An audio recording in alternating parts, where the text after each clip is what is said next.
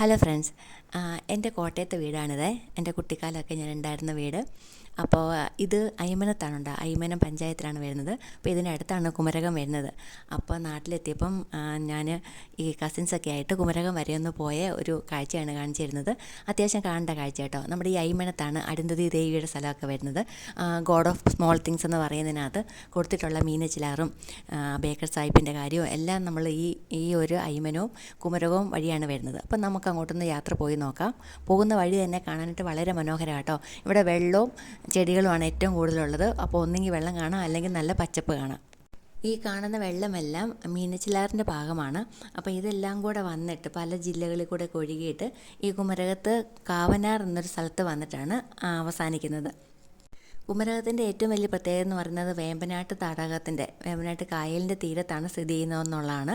അപ്പോൾ അതിലൂടെയാണ് ഈ ബോട്ട് യാത്രയും. ഇപ്പം ഈ ടൂറിസ്റ്റ് ഇതാകാനുള്ള ഏറ്റവും വലിയ കാര്യം എന്ന് പറയുന്നത് ഈ വേമ്പനാട്ട് കായലാണ്. അപ്പോൾ ഒരുപാട് പക്ഷികൾ നമുക്കിവിടെ കാണാൻ പറ്റും. സാധാരണ കണ്ടിട്ടില്ലാത്തതും അതുപോലെ ദൂരദേശങ്ങളിൽ നിന്ന് വരുന്ന പക്ഷികളെയൊക്കെ നമുക്കിവിടെ കാണാൻ പറ്റും. ഇത് തിരുവിതാംകൂർ രാജാവിൻ്റെ കീഴിലായിരുന്നു കേട്ടോ. അത് കഴിഞ്ഞിട്ട് പിന്നെ രാജാവാണ് ഇതിൻ്റെ സ്ഥലവും അതുപോലെ ഈ വെള്ളമൊക്കെ കൃഷിക്കായിട്ട് ജനങ്ങൾക്ക് കൊടുത്തത്. അപ്പോൾ ഈ സമയത്ത് ബ്രിട്ടീഷുകാരനായിട്ടുള്ള ആൽഫ്രഡ് ജോർജ് എന്ന് പറഞ്ഞ ഒരാൾ, ആൽഫ്രഡ് ജോർജ് ബേക്കർ എന്നാണ് പേര്. അത് കേൾക്കുമ്പോൾ തന്നെ നമുക്ക് ബേക്കർ സ്കൂൾ ഓർമ്മ വരും. ബേക്കർ സ്കൂൾ നിർമ്മിച്ചതും ബേക്കർ മെമ്മോറിയൽ സ്കൂൾ നിർമ്മിച്ചതും ഈ കുടുംബത്തിലെ ഒരാളായിരുന്നു കേട്ടോ. അപ്പോൾ ഈ ആൽഫ്രഡ് ജോർജ് ബേക്കർ എന്ന് പറഞ്ഞ ആൾ വന്നിട്ട് ഇവിടെ ഒരുപാട് കൃഷി ചെയ്യാൻ വേണ്ടിയിട്ട് ഒരു 500 ഏക്കർ സ്ഥലം ചോദിച്ചു, തണ്ണീർത്തടം. അത് കഴിഞ്ഞിട്ട് ഈ ഭൂമി കിട്ടി കേട്ടോ. കിട്ടിക്കഴിഞ്ഞപ്പോഴത്തേക്കും ഒരുപാട് തൊഴിലാളികളെ ഉപയോഗിച്ചിട്ട് കുറേ സ്ഥലം മണ്ണിട്ട് നികത്തി ഇത് കൃഷി നടത്തണമല്ലോ. അത് കഴിഞ്ഞിട്ട് കനാലുകൾ, ദ്വീപുകളൊക്കെ ഉണ്ടാക്കി ഒരു 500 ഏക്കറിൽ ഒരു 150 ഏക്കർ മാറ്റി വെച്ചിട്ട് തെങ്ങ് നട്ടുപിടിപ്പിച്ചു. ബാക്കിയുള്ള സ്ഥലം നെൽകൃഷിക്കായിട്ട് മാറ്റി വെച്ചു, വയലുകളൊക്കെ ഉണ്ടാക്കി.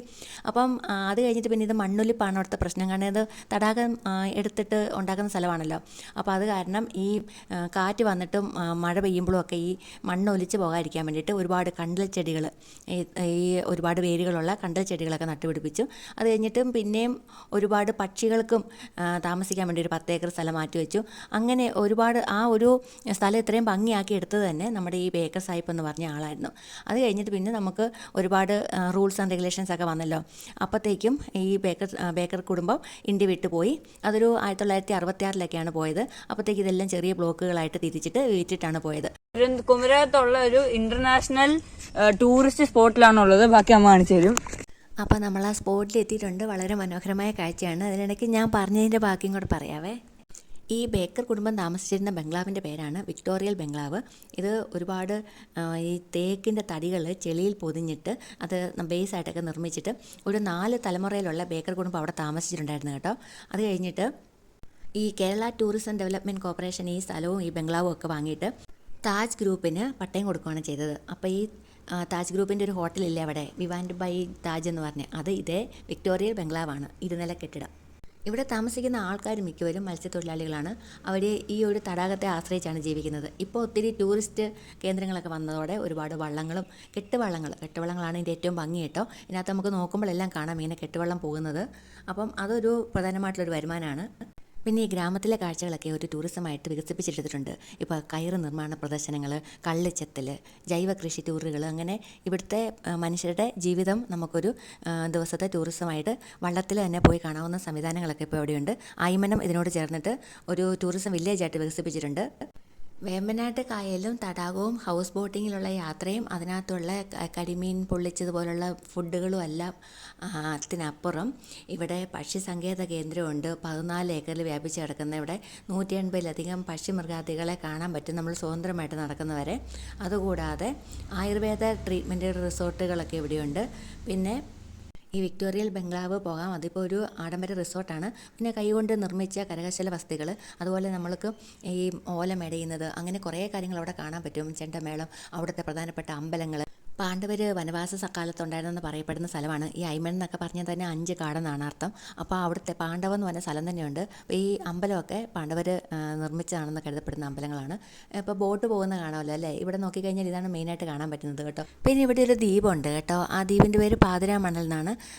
ഇപ്പോഴും കുറച്ച് ഗോത്രവർഗ്ഗത്തിലുള്ള ആൾക്കാരൊക്കെ താമസിക്കുന്ന സ്ഥലമാണ്. അപ്പോൾ നമുക്ക് ഇപ്പം നമ്മളല്ലാതെ വണ്ടിയിലാണ് വന്നെങ്കിൽ പോലും നമുക്ക് ബോട്ടിൽ അവിടെ പോകാവുന്നതാണ്. പിന്നെ ഇവിടെ ഇപ്പോൾ ഈ കാണുന്നില്ലേ, അതൊരു അതൊരു ഹാമ്പറാണ്. അതെങ്ങനെയാണെന്ന് വെച്ച് കഴിഞ്ഞാൽ നമുക്ക് ഈ മാരേജൊക്കെ ഉണ്ടാകുമ്പോഴത്തേക്ക് അല്ലെ സേവ് ദ ഡേറ്റ് ഒക്കെ വരുന്ന സമയത്ത് കായലിൻ്റെ നടുക്ക് നിന്നുള്ള ഫോട്ടോസൊക്കെ വേണമെങ്കിൽ ഇത് കായലിൻ്റെ നടുക്കേക്ക് കൊണ്ടുപോയി അവിടെ നിന്നിട്ടുള്ള ഫോട്ടോസൊക്കെ എടുക്കാവുന്നതാണ്. ഇനി കല്യാണം തന്നെ കായലിൻ്റെ നടുക്ക് നടത്തണമെങ്കിലൊക്കെ അതിനകത്ത് നമുക്ക് നടത്താവുന്നതാണ്. അപ്പോൾ അങ്ങനത്തെ കുറേ ഓപ്ഷൻസൊക്കെ ഉണ്ട്. അങ്ങനെ ഒരു വലിയൊരു ടൂറിസ്റ്റിൻ്റെ ഭാഗമായിട്ടാണ്, ഒരു ടൂറിസ്റ്റ് പ്രോഗ്രാമിൻ്റെ ഭാഗമായിട്ടാണ് ഇത് വരുന്നത്. അപ്പം എല്ലാവരും ജീവിതത്തിൽ ഒരിക്കലെങ്കിലും വിസിറ്റ് ചെയ്തിരിക്കേണ്ട സ്ഥലമാണ്. പ്രകൃതിയും മോഡേൺ ടെക്നോളജിയും എല്ലാം കൂടെ ഒന്നിക്കുന്ന ഒരു സ്ഥലമാണിത്. വെള്ളവും കരയും ആകാശവും എല്ലാം ഒന്നിക്കുന്നൊരു സ്ഥലമാണ്. വന്നാൽ വലിയ തിരമാലകളൊന്നും ഇല്ലാതെ വളരെ ശാന്തമാണ്. അപ്പോൾ വീഡിയോ ഇഷ്ടപ്പെട്ടെന്ന് വിചാരിക്കുന്നു.